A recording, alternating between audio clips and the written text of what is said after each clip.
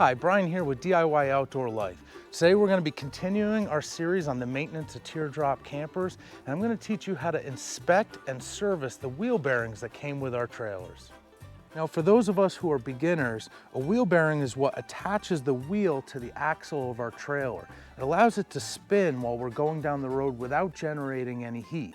These bearings are packed with grease that keep it so that it's a very low friction environment. This is a part of our trailer maintenance that we need to do quite frequently.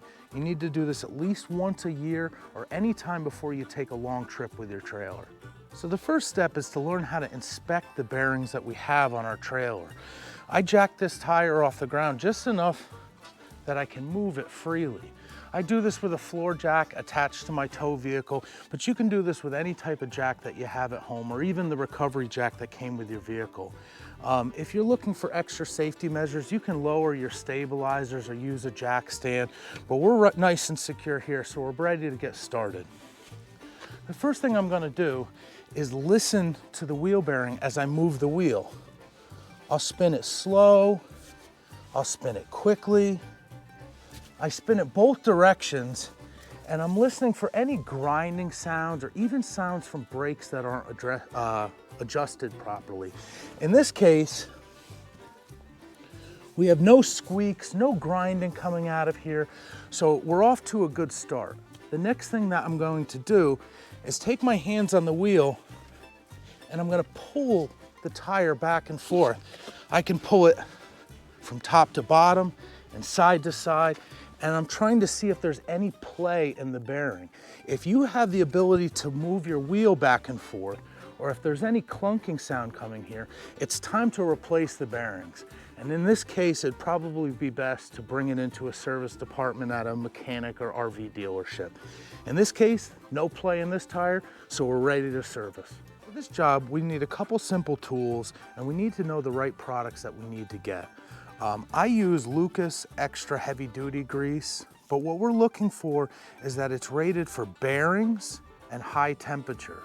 I'm going to include a link to all these products. You can get this stuff on Amazon now cheaper than you can at the store, and they mail it to you. It comes in fast and it's free shipping. So this is the product I use.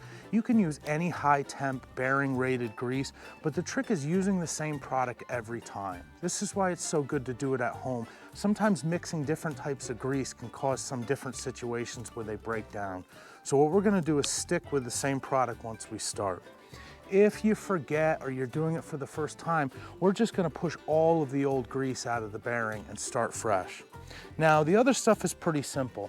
This is an inexpensive grease gun that you can get anywhere. I'll put a link for that in Amazon. We need some rubber gloves, some shop towels, and we're going to need either this rubber mallet or this screwdriver, depending on the type of axle that we have. Now, the trick that I'll show you today is how to make this job really quick by using a paper bag and a roll of masking tape. So let's get started. Now, this trailer comes with a Dexter axle. These Dexter axles can be greased from the outside without removing our wheel bearing. Even if you have a different type of axle, an axle made by a different brand, I'm finding that most of these teardrops are coming with these easy to access grease zerks. So in this case, I've already started to pop the cover off, but you're just gonna remove this gently with your screwdriver. The next thing we're going to find is a little rubber protective membrane here, and just take our time, and we remove this with the screwdriver as well.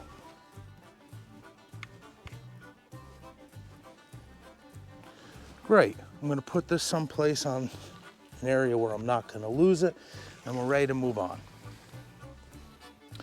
If your axle does not have a cover plate like this, sometimes the dust cover is in one piece, and you can strike the side using a rubber mallet and it'll come right off. And when it's time to return it, you can tap it right back in place.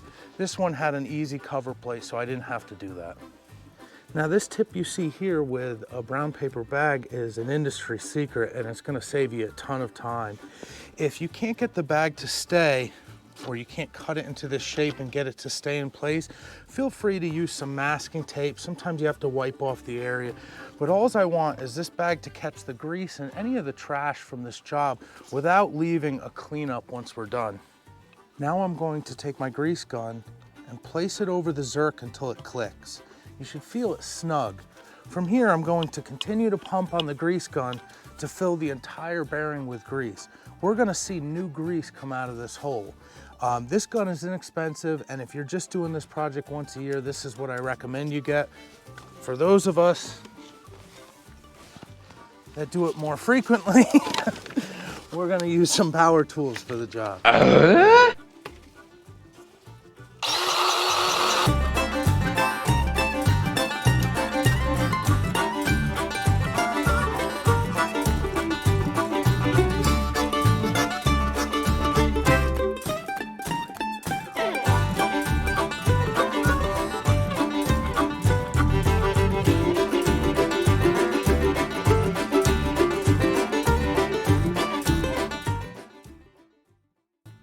So because this is the first time I did this job, I pushed all of the old grease out to start with new grease, and I was able to see the color change from the old grease that I was using to the new grease.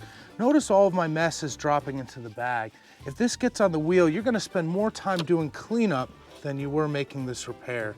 Now from here, I just smooth this grease off, and I'm ready to replace the caps. Now, what I can tell you is that the grease that came out of this was nice and clean and it looked fresh. If you get any water, debris, or your grease looks like it's a little bit more aged, you need to do this more frequently. Now I'm gonna replace this rubber membrane. And just make sure I push around all the sides. Then the cap gets lined up and taps back in with your rubber mallet. One more wipe, and this side is good to go. Now, some of the manufacturers recommend that you give this a little spin. That's fine, but most of the time, if you've seen these things and how they're getting packed, it's not essential to do this. But before I let this side down, I always give it a little spin to distribute the grease.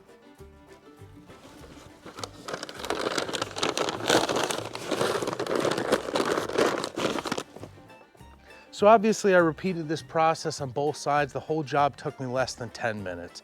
I spent less than $40 on supplies, and they're gonna last me the entire life of this trailer. It's probably gonna save thousands of dollars. So if this helped you or you were able to do this at home, please like and subscribe the video. That helps a lot. Check out the description where I listed all the products that we used today. Thanks for watching.